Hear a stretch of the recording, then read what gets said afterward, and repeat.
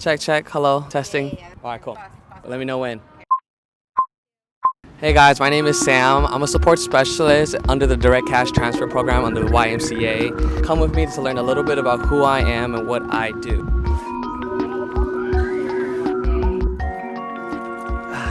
Hey guys, so I'm first generation Vietnamese, and I'm gonna tell you guys a little bit more about my culture and what, I stand by.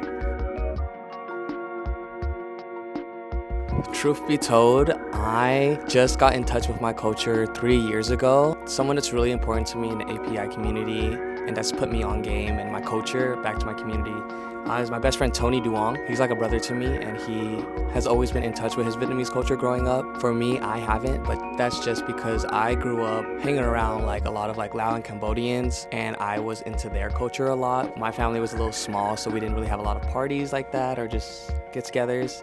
But 3 years ago, we have something called Tet. It's like Lunar New Year's or Chinese New Year's. Tony, he reached out to me. He was like, hey, do you want to go to the temple? There's a lot of activities. We can go pray. There's a lot of just different things that we can do to celebrate the new year. And so 3 years ago, he took me. There's something that we wear. It's called the Ao Yai. And he got me my first Ao Yai. So shout out Tony. He's definitely put me on the game and back to my culture.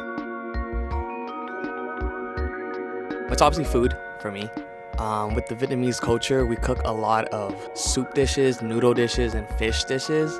But the thing that brings me back home, it's called canh. It's just soup and some vegetables, and you eat it with rice. But anywhere that I get canh, it's very even when you say canh, it's very grounding. It always just brings me back to oh, my mom's cooking me something, right? Before I go out, you have to eat. Okay, what am I eating? Canh. I guess just the way I grew up, it has taught me a lot of patience and understanding.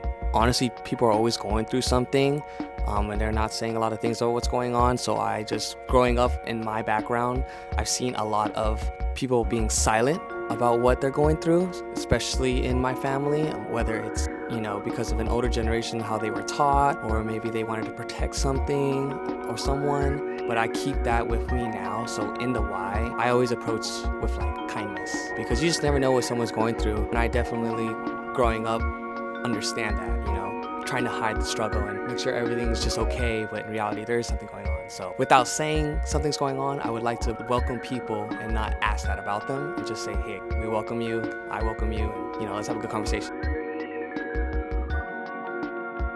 How you show up for yourself, you should show up not just for this month, but every single day that you're alive. And I also think there is a lot of community that is untouched in your culture. And as we grow older and there's so many things happening, we stray away from it. So I kind of want this to be a reminder, hey, tap back into your culture. If you're feeling alone, tap back into your culture. There are people who also feel alone in the same culture as you, just waiting to be found. You never know, you starting to find something for yourself, you might connect with someone else, and it's a domino effect. So, just be proud of who you are, because you're amazing.